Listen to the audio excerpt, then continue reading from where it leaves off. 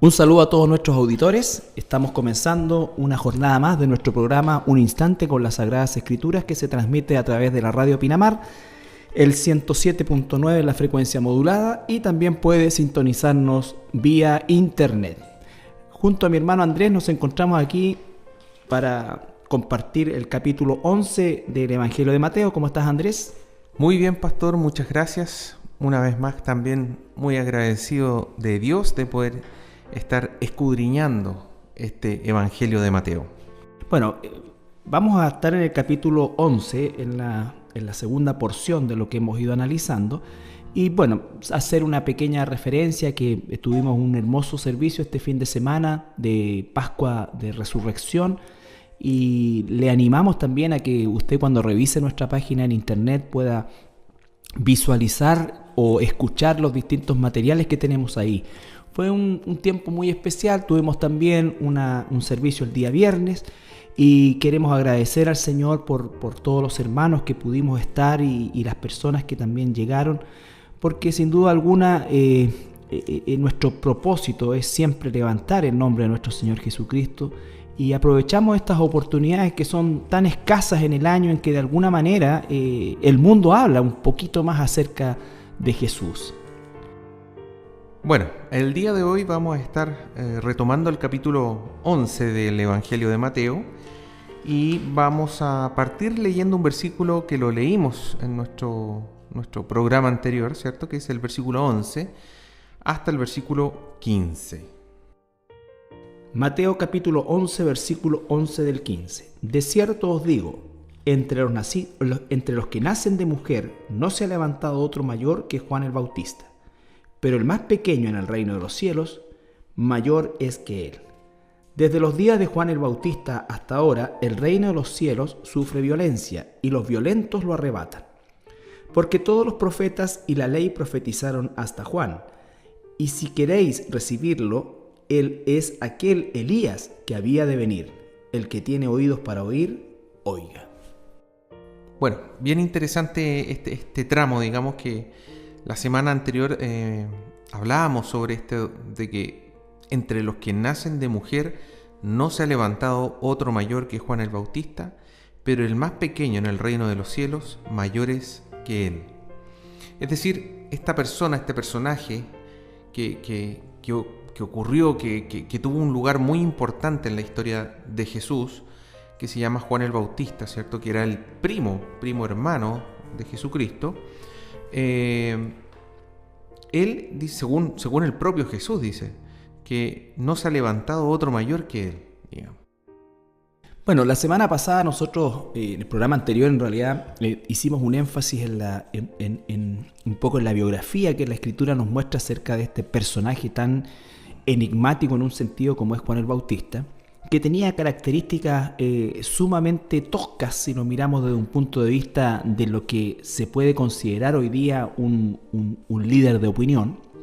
Y este hombre, que era justamente primo, como bien dice Andrés, de nuestro Señor Jesucristo, en lo carnal, produjo un impacto gigantesco en Jerusalén, en el Israel de su época, y fue de manera increíble el impacto que produjo, y de un ministerio que duró aproximadamente en total, su ministerio efectivo, no más allá de 6 meses, aun cuando por supuesto él seguramente tenía seguidores y de alguna manera predicaba anteriormente en la zona, pero el ministerio tomó vuelo, por así decir, o comenzó a ser realmente penetrante en la nación de Israel a partir de la aparición de Jesucristo. Correcto. Entonces, eso hace que efectivamente este ministerio, que en la Escritura se le denomina, ¿no es cierto?, también como un ministerio precursor del Mesías, es un ministerio en el cual Juan el Bautista nace específicamente para promover la aparición mesiánica de Jesús en la tierra de Israel, y este ministerio propiamente tal, que causó tal impacto en Israel, no duró más allá de un año, y el registro que nosotros tenemos en la Escritura habla de los últimos meses de ese periodo. Pero básicamente este personaje era un personaje muy llamativo, digamos, porque era una persona tosca. Yo creo que hoy en día, digamos, se consideraría una persona hasta violenta, digamos, que confrontaba a los fariseos, confrontaba a los religiosos, ¿cierto? Sin pelos en la lengua. Sin ningún tipo de filtro. Con muchos pelos en su ropa. Pero absolutamente políticamente incorrecto. Incorrecto, digamos. así Sí. es. Y que falto de diplomacia. Y que muy estricto respecto a su alimentación, muy estricto respecto a su vestimenta. Es decir, se alimentaba con básicamente lo que nosotros conocemos langostas, dice ahí, ¿cierto? Saltamontes en el fondo, grandes, y con miel, y se vestía con pieles de animales. Es decir, era una persona que totalmente salvaje, por así decir. Exactamente. Pero por otro lado, lo que salía de su boca realmente era la palabra de Dios, y era una palabra que dolía. El hacha está puesta a la raíz, dice, que lo define también su ministerio. Así es. Entonces, bueno, de todas las personas, de todos los seres humanos que han nacido, digamos, hasta ese momento por lo menos, dice que no hay otro mayor. Ese no hay otro mayor se refiere espiritualmente, no hay otro mayor. Y sin embargo dice de que esa persona, Juan el Bautista, es el más pequeño en el reino de los cielos. Y eso, lo que también conversamos la semana pasada, era que nos da a entender claramente cuán inmerecida es nuestra entrada al reino de los cielos.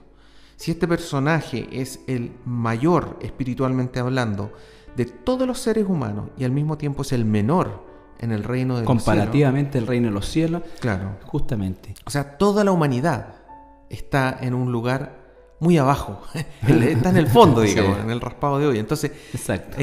Una vez más nos está diciendo y nos está demostrando, digamos, cuál es nuestro lugar y lo inmerecido que es el entrar, digamos, al reino de los cielos.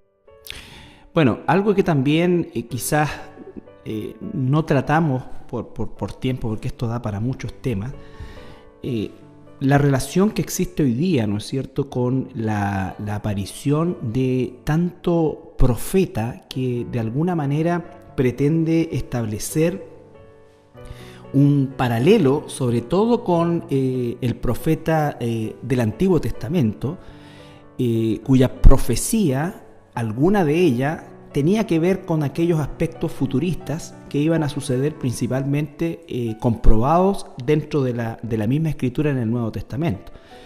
La verdad que hoy día es triste ver, escuchar a tanta persona que se autodenomina profeta y que está faltando a lo que dice la palabra de Dios, que efectivamente que el término o el oficio de profeta a la manera del Antiguo Testamento termina con este personaje llamado Juan el Bautista. No hay más profetas que tengan la capacidad de actuar también como oráculo, que es el término griego, para de alguna manera hablar acerca de eventos futuros. Nadie hoy día está en posición de recibir una inspiración del Espíritu Santo para hablar algo del futuro que no esté ya consignado en la Escritura. Entonces, todo ese tipo de, entre comillas, profecía que se le hace a personas, a lugares o lo que sea, está fuera del orden bíblico, aun cuando de alguna forma, en alguna manera, llegase incluso a ser acertada. No está diciendo el hecho que es acertada el que Dios está amparando tal oficio el día de hoy. Lo que hoy día existimos son los pastores, maestros, y cada uno de nosotros tiene la responsabilidad de profetizar, porque la palabra profeta o profetizar significa o obedece a el hecho de hablar hacia afuera. Eso es lo que significa la palabra profeta, uno que habla hacia afuera. Por otro lado, de todos los profetas del Antiguo Testamento y de toda la contundente profecía y vasta profecía que dijeron en el Antiguo Testamento, un 20% de eso corresponde a eventos que sucederían en el futuro, de los cuales la gran mayoría de ellos no tuvo mayor conciencia, mayor explicación, mayor posibilidad de entender lo que estaba hablando.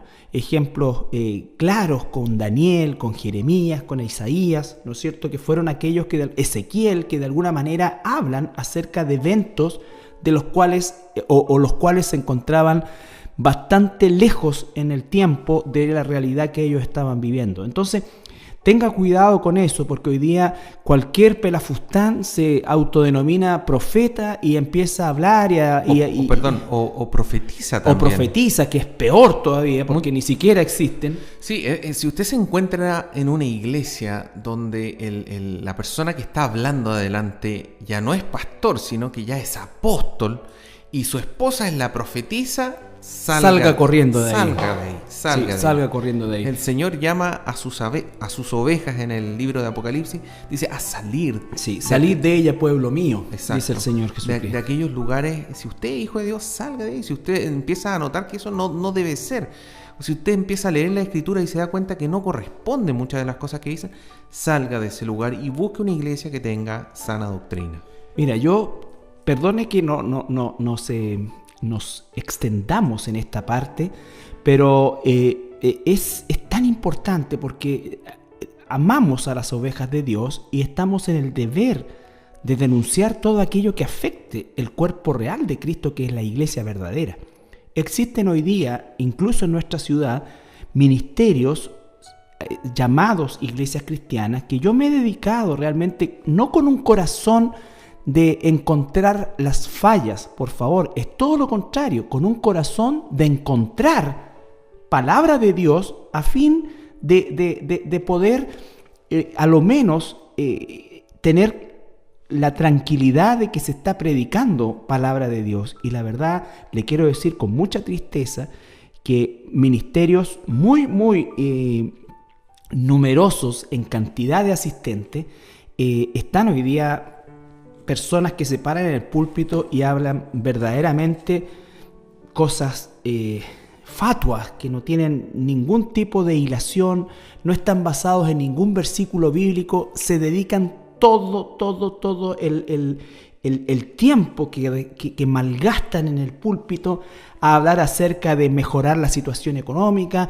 a hablar acerca de situaciones que tienen que ver principalmente con la carnalidad de las personas, las enfermedades, ¿no es cierto? Y todo es realmente, no hay el más mínimo estudio o entrega de un estudio sistemático o de algo temático, pero que relacione realmente la Escritura con lo que la Escritura nos dice. Es un abuso, es un uso realmente corrupto de escrituras aisladas con la finalidad de justificar. Ni siquiera quiero hablar de doctrina, porque no tiene ni siquiera un concepto de doctrina. Son barbaridades una y otra vez y a cada rato, amén, amén, y gritando y llevándonos, ¿cierto?, en un trance satánico a la audiencia, ¿no es cierto?, a la gente que está ahí, que bueno, a las ovejas de Dios que se encuentran ahí contristadas, le llamamos en el nombre del Señor a salir, porque todos estos ministerios son fraudulentos, corresponden a lo que la misma Escritura nos advierte: falsos profetas, falsos maestros, falsos ministerios que van a ser mercadería de las personas y que con lisonjas van a tratar siempre de mantenerlos, entre comillas, felices. Sí, fíjate un poquitito para recalcar lo que decías tú, Carlitos. Nosotros en Lucas 16, versículo 16, podemos leer exactamente lo mismo respecto a el tema de los profetas. Dice, la primera parte del versículo 16 por lo menos dice: la ley y los profetas eran hasta Juan. Entonces ahí queda súper claro que el tema de la profecía del Antiguo Testamento es hasta Juan. De ahí en adelante no hay una persona que pueda pararse como el Antiguo Testamento y decir Jehová ha dicho así, y empieza a decir las palabras literales de Dios, digamos. Exacto. Sino que lo que sí encontramos, y aparece en el libro de Hechos, hay personas que bajo ciertas condiciones sí hacen una profecía de algo que iba a ocurrir, pero muy puntual y muy claro. Y principalmente relacionado con el apóstol Pablo, con el ministerio paulino. Exactamente, pero muy puntual y muy claro. Es decir, no son estas profecías de horóscopos, digamos, que dicen, no, si a ti te va a ir muy bien. Hermano, tengo una palabra para ti. Eso es tan común. Hermano, tengo una palabra para ti. No, es que veo un gran futuro en tu vida. O sea, ¿qué es eso? Exactamente. Fíjate que un hermano de nuestra iglesia me comentó que estando en otra iglesia, alguien se le acercó y le dijo eso, tal cual, veo algo, un gran futuro para ti. Le dijo, bueno, ¿y qué es? ¿Qué es lo que tú ves exactamente? Y no, es que no sé, pero algo grande. ¿Pero qué? Bueno, no, en realidad es para desearte el bien. Entonces digo, hermano, si quieres desearme el bien, dime, que Dios te bendiga, hermano. Claro, pero decir, el Señor me ha dicho, o veo algo, eso no corresponde. O sea, exacto, se ha transformado en algo ya como de costumbre, por así decirlo. Exacto, y todo increíblemente en estos lugares, todo es en función de éxito comercial, de todo, y lo peor de todo es que la gente sigue estando en la misma situación económica y entonces teniendo esa quimera de esperanza de que recibieron una palabra. Y no han recibido ninguna palabra, han recibido palabra de hombre y como tal no se va a cumplir, no se va a cumplir. Bueno, pasemos al versículo 12, que es un versículo que ha generado confusión durante mucho tiempo, digamos, muchas personas leyéndolo. Vamos a tratar de discernir un poco, en base a la misma escritura, como siempre, a qué se refiere donde dice: desde los días de Juan el Bautista hasta ahora, el reino de los cielos sufre violencia y los violentos lo arrebatan. O sea, es bien complicado porque en el fondo, ¿a qué se refiere con esto de que el reino de los cielos sufre violencia? Y después más encima lo remata, complicándolo aún más diciendo... Exactamente. Y los violentos lo arrebatan, lo arrebatan. Entonces, mire, una cosa que queda muy clara en la Escritura es que Jesucristo, desde los inicios de su ministerio, y Juan Bautista también, que también viene hablando de Juan el Bautista, Jesús acá. Así es. Partían diciendo que el reino de los cielos se ha acercado. Y luego llamaba al arrepentimiento. Entonces, y nosotros podemos ver que desde ese momento en adelante empieza a haber una clara reacción en contra del reino de Dios, en el sentido de todas aquellas personas que están proclamando, todos los que están evangelizando. En el caso de Juan el Bautista, ¿cierto? Nosotros tenemos claro que Herodes, el Herodes de la época de Juan el Bautista, claro, digamos, Herodes Antipas. Herodes Antipas, ¿cierto? Lo había encarcelado. ¿Por qué? Porque Juan el Bautista increpaba a Herodes y le decía que era incorrecto que estuviera tomando la esposa de su hermano. De su hermano. ¿Cierto? Tomó por mujer a la esposa de su hermano. Exacto. Y el mismo Jesucristo, desde el momento que nació, nosotros vemos que llegan estos magos y Herodes, ya su padre, Herodes el Grande. Herodes el Grande, exactamente, manda a estos magos, digamos, a verificar si había nacido, y luego, al saber de que estos magos habían ido directamente, no le habían avisado, manda matar a todos los niños que tuvieran 2 años o menos. Belén. Exacto. Así es. Entonces ahí vemos esa violencia, por así decir, que ha existido. Exactamente. Y existe hasta nuestros días. Hoy día nosotros podemos ver, bueno, si hacemos un análisis muy general, casi con una visión periférica de lo que ha sido la historia de la iglesia cristiana. Por favor, cuando digo la iglesia cristiana, no piensen ni por un momento que se refiere al catolicismo. No, la iglesia cristiana bíblica a lo largo de los siglos, la característica que la define es persecución, es martirio, es en definitiva una serie de cosas que buscan perjudicar y violentar el mensaje de la cruz de Cristo, el verdadero mensaje. Entonces, nosotros tendríamos que hacer una serie de programas especiales relacionados con todas las aberraciones, injusticias y violencia que ha sufrido el Evangelio de Jesucristo y la predicación y quienes lo hicieron y quienes predican el Evangelio de Jesucristo, ¿no es cierto?, a lo largo de la historia. Recuerde usted que el mismo sistema católico romano, que es un sistema satánico, ¿no es cierto?, en el Concilio de Trento, por allá por el 1800 y algo, declaró que todos aquellos que no fueran católicos, y en especial lo que ellos llamaban protestantes, los cristianos, ¿no es cierto?, eran anatema, eran malditos. Posteriormente, en el Concilio Vaticano II, se estableció que éramos hermanos separados. Y hoy día, con esto del ecumenismo, ha cambiado y mutado una vez más. Entonces ahora todos somos hermanos y somos distintos en la forma, pero finalmente el adagio de que todos los caminos conducen a Roma ha sido tomado literalmente por este sistema que se atribuye de alguna manera la cabeza de toda la religión mundial. Ahora, esta situación de violencia sigue. Nuestros hermanos cristianos, el día de hoy en tiempo real, en países musulmanes están siendo matados, asesinados, ¿no es cierto?, encarcelados, sigue sufriendo violencia. Nosotros en esta parte del mundo tenemos una visión muy lejana de lo que es la persecución actualmente, pero en los albores del siglo XX, por ejemplo en nuestro país, cuando el cristianismo comenzó a entrar, ¿no es cierto?, fue fuertemente repelido, perseguido, ¿no es cierto?, y todo el tema que se suscitó a partir del comienzo del cristianismo en nuestro país generó realmente una persecución feroz. Así que no nos confundamos con el hecho de que hoy día, porque gozamos de algunas libertades, ¿no es cierto?, nosotros estamos fuera de la persecución. La persecución sigue estando presente, está solapada, pero nunca la iglesia cristiana ha dejado de sufrir violencia. Vamos a ir a una pausa musical y al regreso continuamos con este tema.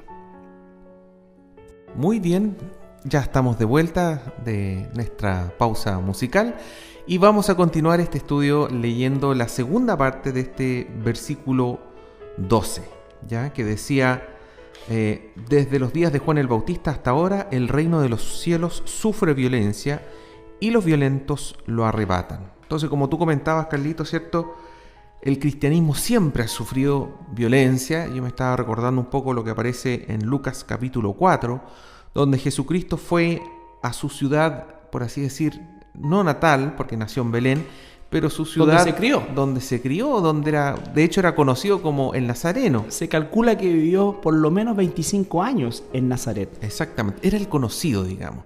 Entonces, Lucas capítulo 4, versículo 24, ¿cierto? Jesús termina diciendo, de cierto os digo que ningún profeta es acepto en su propia tierra.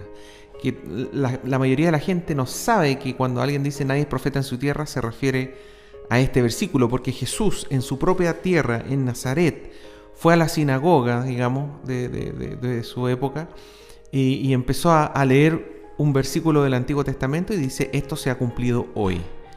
Y eso causó tal revuelo que trataron de matarlo tirándolo por un despeñadero. Sí, un despeñadero. Yo tuve la oportunidad de estar en esa colina donde Jesús iba a ser despeñado, porque se encontró justamente mismo en Nazaret. Son lugares muy pequeños, o sea, muy, muy reducidos.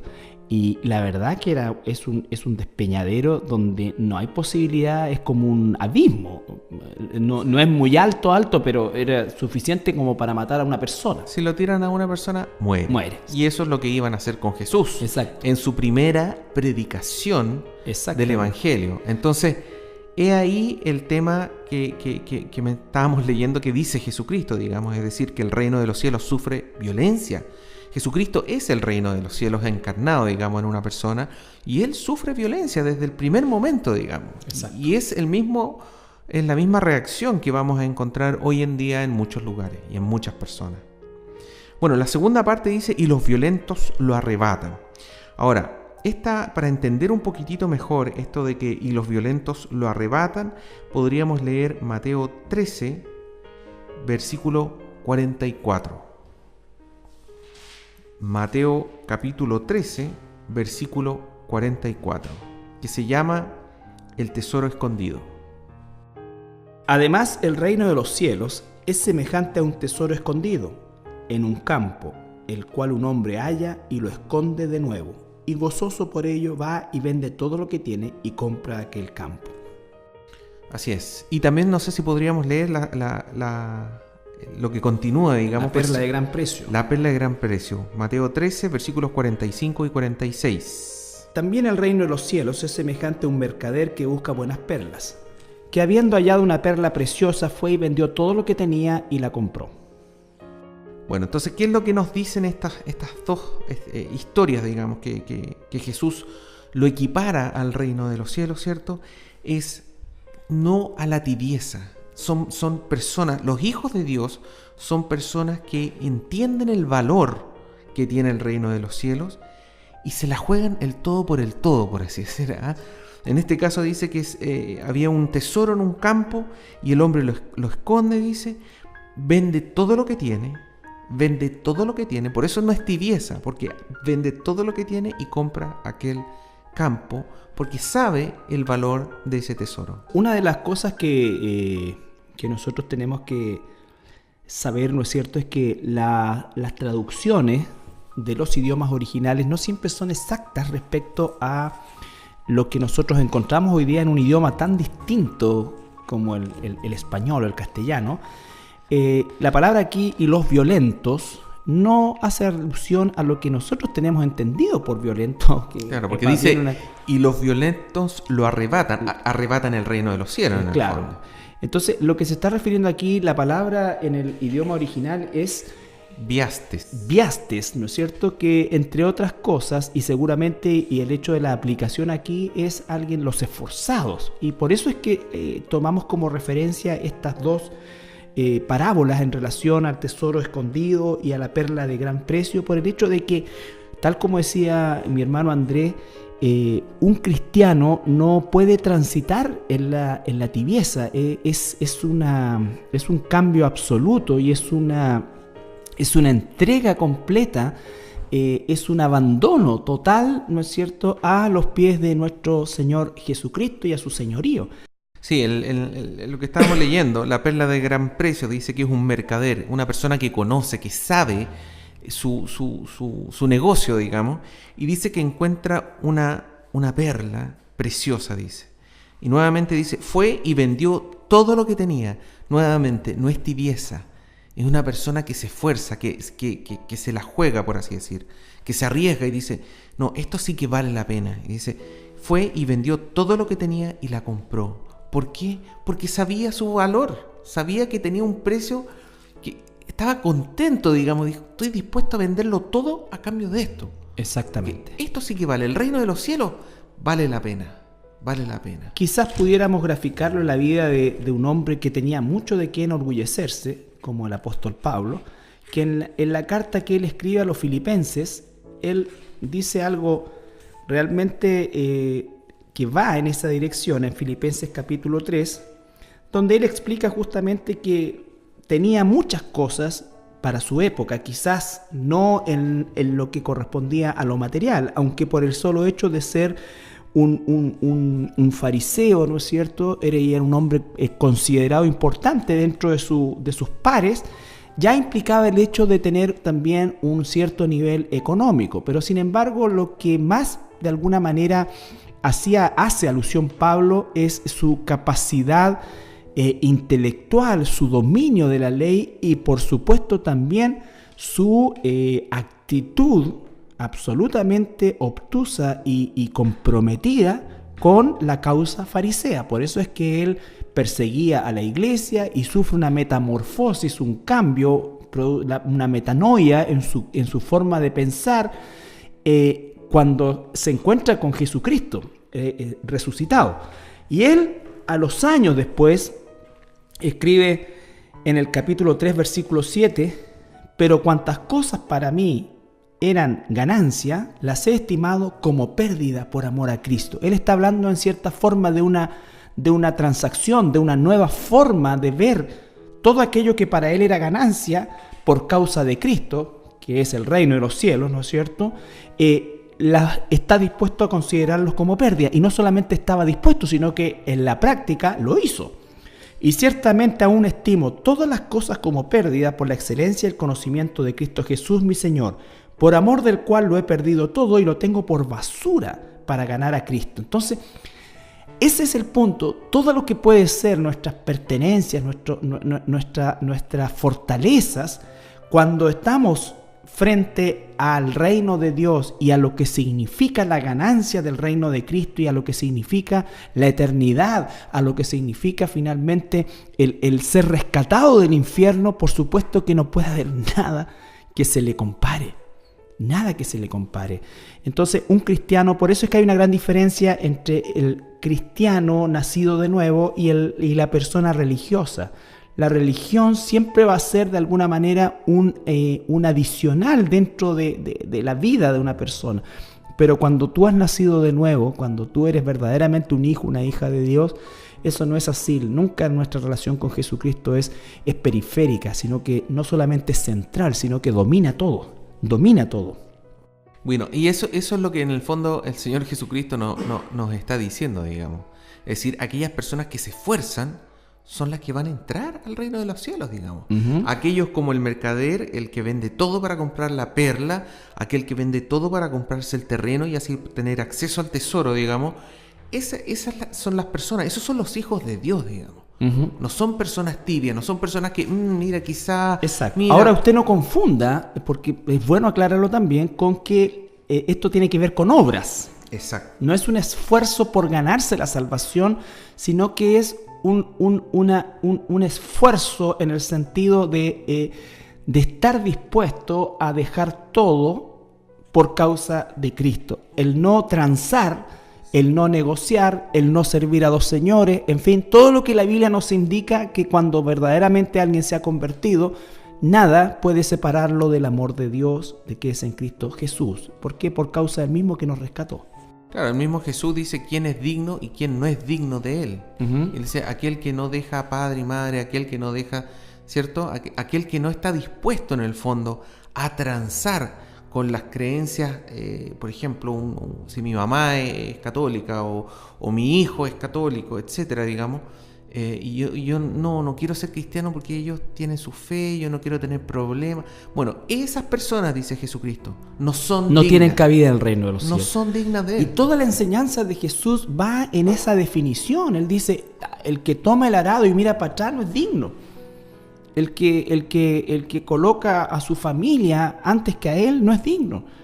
Y nos advierte que por esa causa justamente vamos a sufrir violencia. Vamos muchas veces a sufrir violencia. Así es, pero también debe ser esforzado el hijo e hija de Exactamente. Dios. Debe ser esforzado. En el versículo paralelo, digamos, a lo que estamos leyendo, está en Lucas 16, versículos 16 y 17, y dice, nos aclara un poquitito más la película, dice, la ley y los profetas eran hasta Juan. Desde entonces el reino de Dios es anunciado y todos se esfuerzan por entrar en él, pero más fácil es que pasen el cielo y la tierra que se frustre una tilde de la ley. Todo el mundo, desde que se empieza a anunciar el reino de los cielos, todo el mundo se esfuerza, quiere entrar al reino de los cielos, pero quiere entrar a su manera, como dice acá, cambiando la ley, uh-huh. Diciendo, no, si no es tan malo matar, no es tan malo asesinar, como decía el mandamiento, no es tan malo mentir, hay mentiras blancas. Bueno, lo que está diciendo el Jesús, no, la ley es la ley y la ley es perfecta y la ley es la misma. Uh-huh. Así que nada de eso va a cambiar, digamos. Pero la gente se está esforzando, está luchando para entrar al reino de los cielos. Y el Hijo de Dios tiene que luchar en el sentido, no por obras para ser salvo, sino que luchar en el sentido que va a tener que renunciar a cosas, uh-huh. Eventualmente. Aquel hermano, por ejemplo, que está trabajando en una empresa de administración de dinero y se le acerca el jefe y le dice, oye, ¿sabes qué? Mira, este mes vamos a tener que hacer este enredo, vamos a tener que comprar facturas, vamos a tener que comprar IVA, vamos a tener que hacer todas estas cosas ilegales. Y el hermano que se para y le dice, bueno, lo siento, pero este mes no vamos a hacer eso porque yo no lo voy a hacer porque yo soy cristiano y yo no puedo hacer eso y no corresponde. Ese hermano en ese momento se está esforzando, está luchando justamente. Exactamente. Porque tiene que confrontar una realidad. En este mundo, dice acá, es violento contra el reino de los cielos. Y va a querer de que el Hijo de Dios caiga. Uh-huh. Y el Hijo de Dios no, pues tiene que luchar, tiene que enfrentar, tiene que forzarse. Exactamente. Entonces es un tema que realmente nos desafía día a día a nosotros como personas, como ciudadanos de un mundo donde efectivamente prevalece este tipo de acciones y principalmente todos los que están fuera digamos, trabajando en el mundo, se tienen que esforzar por ser sal y luz. Tienen que esforzarse por entrar, dice Jesucristo. En Lucas 13, versículos 22 al 24, dice: Pasaba Jesús por ciudades y aldeas enseñando, y encaminándose a Jerusalén, y alguien le dijo: Señor, ¿son pocos los que se salvan? Y él les dijo: Esforzaos a entrar por la puerta angosta, porque os digo que muchos procurarán entrar y no podrán. ¿Por qué no podrán? Porque lo quieren hacer a su manera, ¿no es cierto? Exactamente. Quieren cambiar esa tilde, que dice, ni siquiera la tilde se va a cambiar. Exactamente. Toda la ley está clara y está escrita y es eterna, digamos. Y es más fácil, dice, que desaparezca, que pase el cielo y la tierra. No es así. No va a pasar el cielo y la tierra cambiándose. Primero va a pasar eso, digamos. Antes que se pueda entrar de otra manera. Exactamente. Es a la manera de Dios. Entonces, una vez más, reforzar el tema. Dios no quiere hijos e hijas tibios. Él quiere personas determinadas, personas que están dispuestas a arriesgar su trabajo, a arriesgar lo que sea necesario. A confiar en Él, a colocar en Él, ¿no es cierto?, la confianza que al hacer su voluntad, aunque parezca que todo va en contra, y que de hecho muchas veces lo es, pero como dice la palabra, pues si Dios con nosotros, ¿quién contra nosotros? Y al mismo tiempo el Señor nos enseña a ser equilibrados, que es algo que cuesta mucho, es decir, con el tema, por ejemplo, de la enseñanza de los niños, que debemos tener paciencia, pero tampoco debemos ser laxos. Entonces, ese tipo de equilibrio que nosotros también tenemos que tener en nuestras vidas, digamos, es súper difícil, pero no confundirlo con tibieza. Exactamente. Porque tibieza es decir, mira, quizá me da lo mismo. Tibieza es no comprometerse con nada. Exactamente. Es estar en una posición realmente... La Biblia es muy severa al respecto y nos dice que las actitudes de estas características en el libro Apocalipsis causan... es vomitiva para Dios. Imagínese usted. Bueno, vamos a ir a la última pausa musical y ya al regreso vamos a despedirnos del programa de hoy. Bien, ya estamos de regreso de nuestra pausa musical. Queríamos recordarles que estamos leyendo el capítulo número 11 de Mateos, entre los versículos 11 al 15. Retomando un poco los versículos 13 al 15, dicen: Porque todos los profetas y la ley profetizaron hasta Juan, y si queréis recibirlo, él es aquel Elías que había de venir. El que tiene oídos para oír, oiga. ¿A qué se refiere Carlitos con esto de él es aquel Elías que había de venir? El que tiene oídos para oír, oiga. Bueno, el pasaje hace alusión, por supuesto, al profeta Elías, que es sin duda alguna un personaje insigne dentro de lo que era la teología rabínica y específicamente, ¿no es cierto?, para los fariseos. El profeta Elías representaba una inmensa autoridad. Era, por así decir, el pináculo de los representantes proféticos, ¿no es cierto? Ellos tenían incluso una división, la ley y los profetas, relacionado a la ley, Moisés y los profetas se englobaban todos en la persona de Elías. Así que desde ese punto de vista era un personaje que traspasaba, por así decir, también las barreras muchas veces de lo que realmente fue y era Elías. Ahora, él fue un personaje también relativamente violento como lo fue Juan el Bautista. Sí, él tenía características muy similares a las de Juan el Bautista. De hecho, se le llamaba Elías el Tisbita porque era de una zona que se caracterizaba por justamente tener todas las personas de ahí eran más bien de características toscas, por así decir, y eran reconocidos un poco por eso también, y él de alguna manera su vestimenta, su sistema de alimentación, su forma de confrontar a las personas era muy similar a Juan el Bautista, pero esta situación de Elías es en relación a la promesa o a la profecía de que este Elías iba a regresar en el tiempo. Ahora, no es que Juan el Bautista haya sido Elías propiamente tal. No es una reencarnación. No, por favor, bajo ningún punto de vista. Correcto. Entonces, pero sí el espíritu, por así decir, de Elías volvería en cierta manera a refrescarse en la vida de los judíos en la persona de Juan el Bautista. Sí. Ahora, lo interesante es que esta profecía que mencionas tú, Carlito, aparece en el libro de Malaquías, que es el último libro del Antiguo Testamento.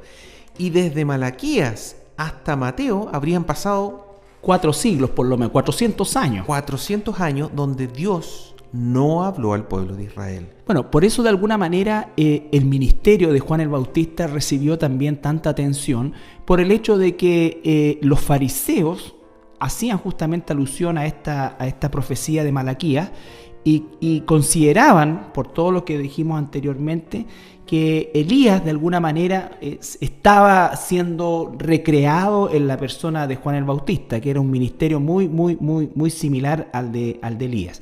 Leamos lo que aparece en Malaquías.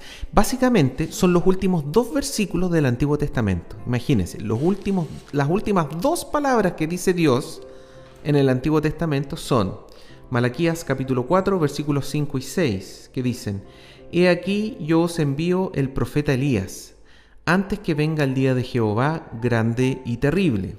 Él hará volver el corazón de los padres hacia los hijos y el corazón de los hijos hacia los padres, no sea que yo venga y hiera la tierra con maldición.